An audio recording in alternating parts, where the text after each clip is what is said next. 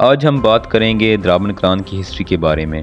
یہ علاقہ کتنا پرانا ہے اور اس علاقے کو کن قوموں نے آباد کیا تھا۔ درابن کلان ڈیرہ اسماعیل خان کے مغرب میں واقع ہے اور درابن کلان کو گیٹ وے آف بلوچستان بھی کہا جاتا ہے۔ سب سے پہلے ہم بات کریں گے کہ درابن کلان کو درابن کیوں کہا جاتا ہے۔ اس کے بارے میں مختلف مورخین کی مختلف رائے ہیں۔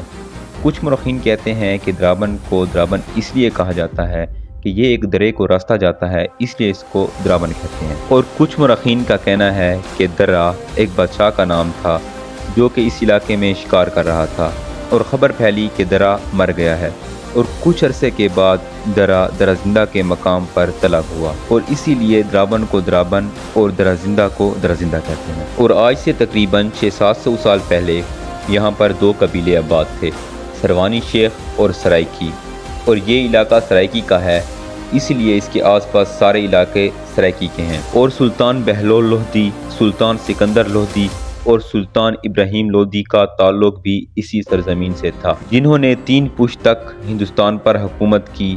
شیر شاہ سوری، سلیم شاہ سوری اور فیروز شاہ سوری بھی 3 پشت تک ہندوستان پر حکومت کرتے رہے، وہ بھی اسی سرزمین سے تعلق رکھتے تھے۔ اور اصل کہانی تو اب شروع ہوگی کہ یہ ہستا بستا علاقہ کیسے تباہ ہوا اور کیوں تباہ ہوا۔ یہ بات ہے تقریباً 1500 کے آس پاس کی۔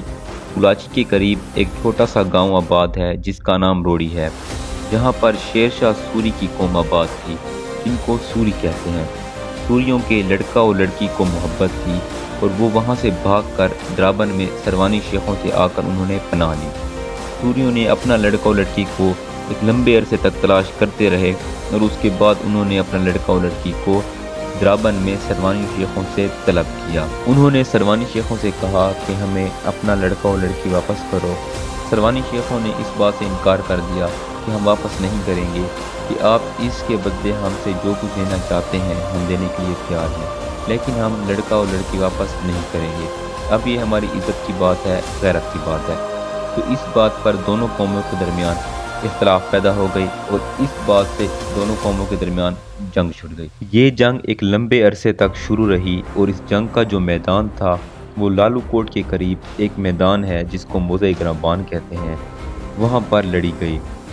اور ہمارے بڑے کہتے ہیں کہ آج بھی اس میدان میں ہڈیاں وغیرہ ملتی رہتی ہیں، کہ اس کا مطلب یہ ہے کہ وہ جنگ وہاں پر لڑی گئی تھی۔ تو جنگ کے بعد یہاں پر صرف ایک قبیلہ ہی بچ گیا تھا جو سرائکیوں کا تھا، اور میاں خیل انڈیا سے گمل کے راستے سے آتے تھے اور درابن سے گزرتے ہوئے ملتان، ڈیرہ اسماعیل خان، بی جی خان، ڈیرہ غازی خان، ان سارے علاقوں میں کپڑے کی تجارت کرتے تھے، اور پھر میاں خیلوں نے درابن میں اپنے ڈیرے ڈال لیے اور یہاں پر رہنے لگے، اور آج درابن تحصیل بن چکی ہے اور اس کی آبادی تقریباً 40,000 ہے۔ اور کسی بھی علاقے یا جگہ کی ہسٹری دلیلوں پر قائم ہوتی ہے۔